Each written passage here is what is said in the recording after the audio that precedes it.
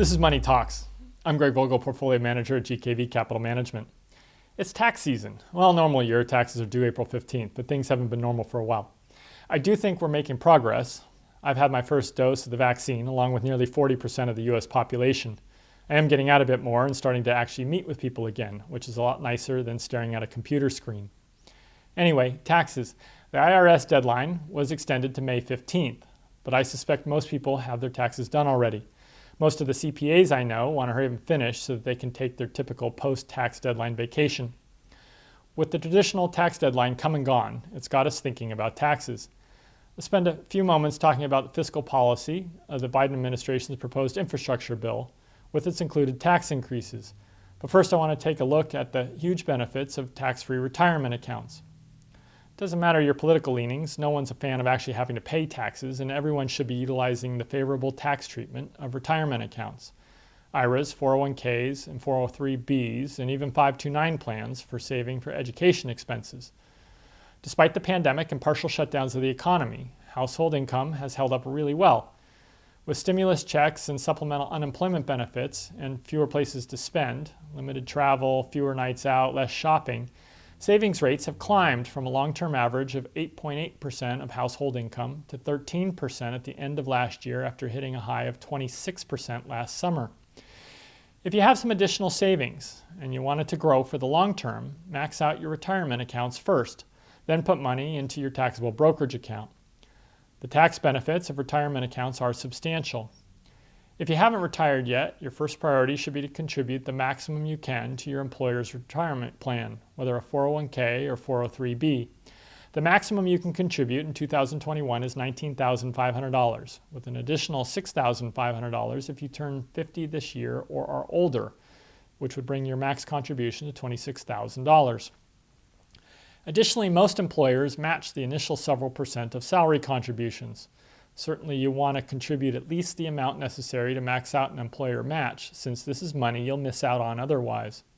The automatic savings features of the retirement plans are nice, but the most significant benefit is the deferred tax treatment.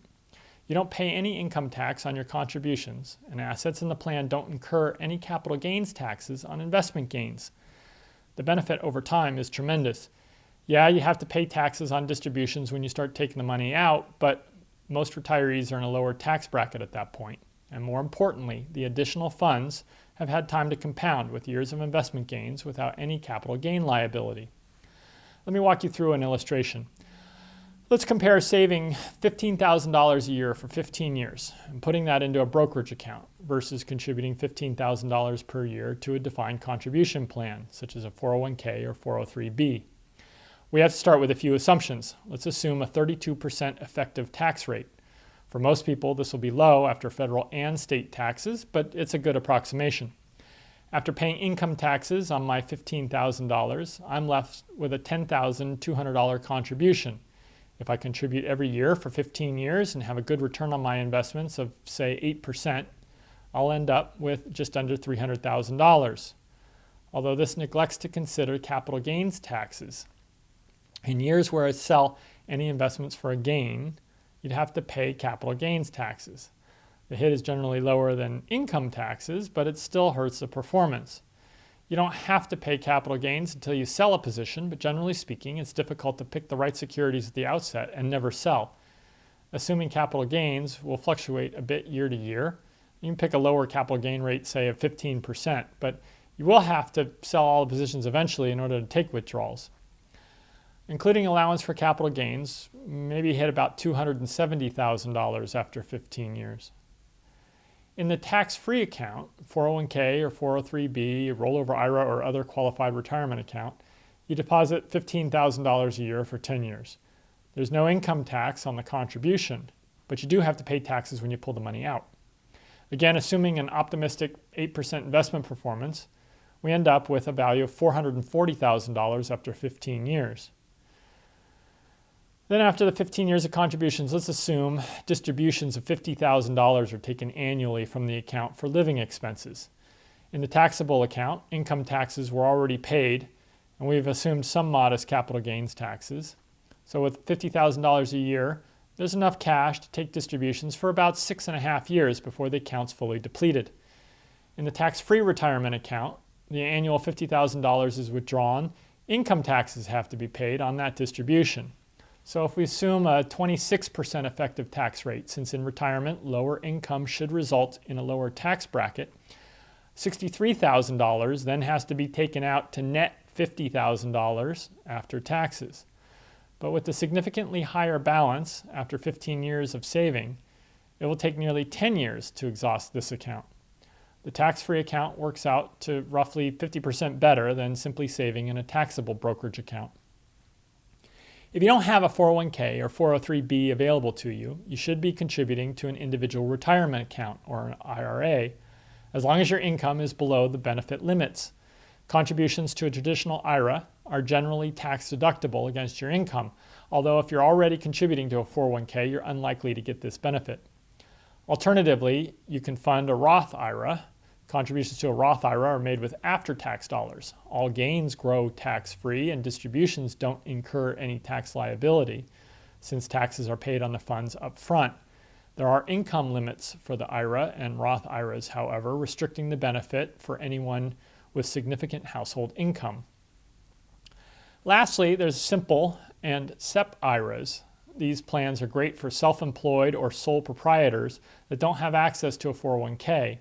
I'm not going to go into the details of a SEP IRA now, but the tax benefits for the self-employed are significant, particularly in good years, to save significant earnings towards retirement and reduce tax liability. The tax code can be fairly complex, but the takeaway for you should be that there are some great retirement tax deferral options that have real long-term benefits.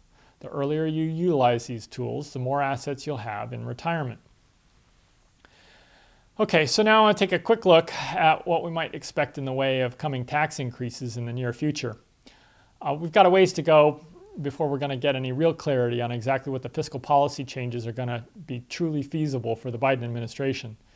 The Democrat majority in the Senate is by the slimmest of margins, and it appears to us that some of the tax increase proposals may be diluted in order to get passed.